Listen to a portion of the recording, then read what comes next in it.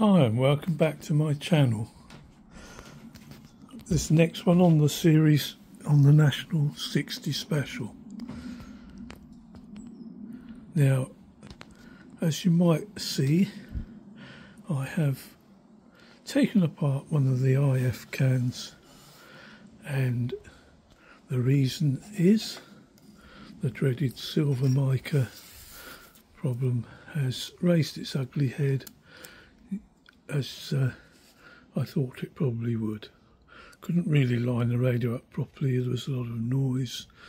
I mean, we did get it working, as you would have seen in previous videos, but all that black on there, on the mica, is the silver migration that causes the problem. So these are what the cans look like inside, and at the base here there is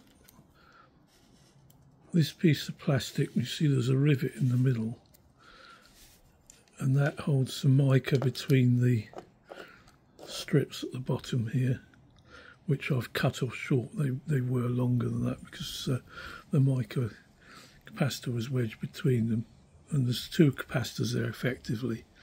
So what I've had to do is to drill through the rivet to take the whole piece out. This piece we don't need anymore.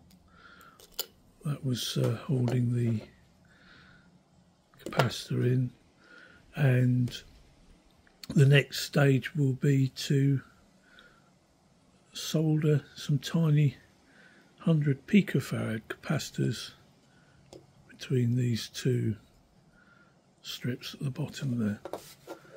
And whilst it was apart, I made up my own trimming tool specifically to fit it, because these are quite large. As you can see, it's quite difficult to turn them, and when I took it apart I could see why they were quite hard to turn. So I have made this up, drilled out the hole in the top of the can slightly so that this tool would fit in there, because that's absolutely the ideal size to turn them.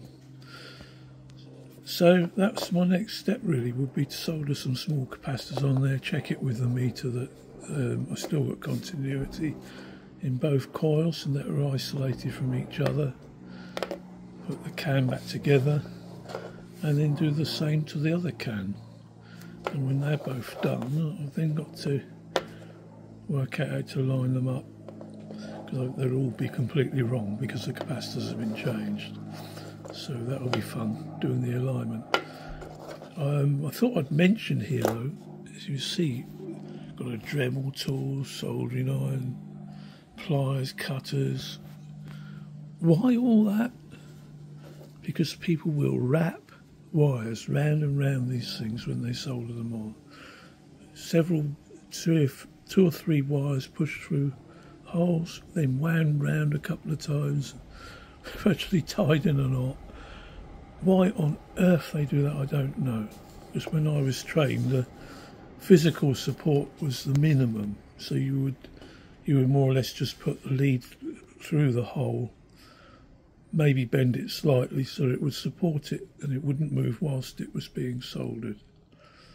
And that's an adequate physical support, unless you're working on something with a lot of high vibration like a guitar amp or something. You really don't need to wrap them round and round and round. Just put the wires through so that they are physically not able to move as it solder it, and provided you solder it correctly and it's not a dry joint, it will be a very strong joint and it won't need any more physical support than that. And bear in mind that the person who has to unsolder it again might well be you. So make it easy for yourself. Just put the wires through the hole, just make sure they can't move while they're being soldered, and they're much easier to take off afterwards, because it was quite difficult to unsolder these without applying excessive heat, because all this is plastic, and just to get them clean again.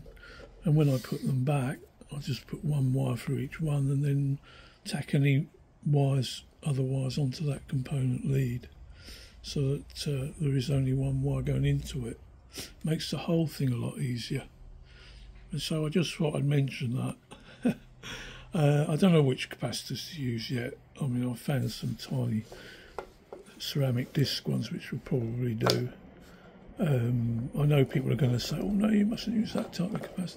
Well, anything's going to be better than what was in there. And I found that a lot of the capacitors I got are too large capacitance. They really want to be small.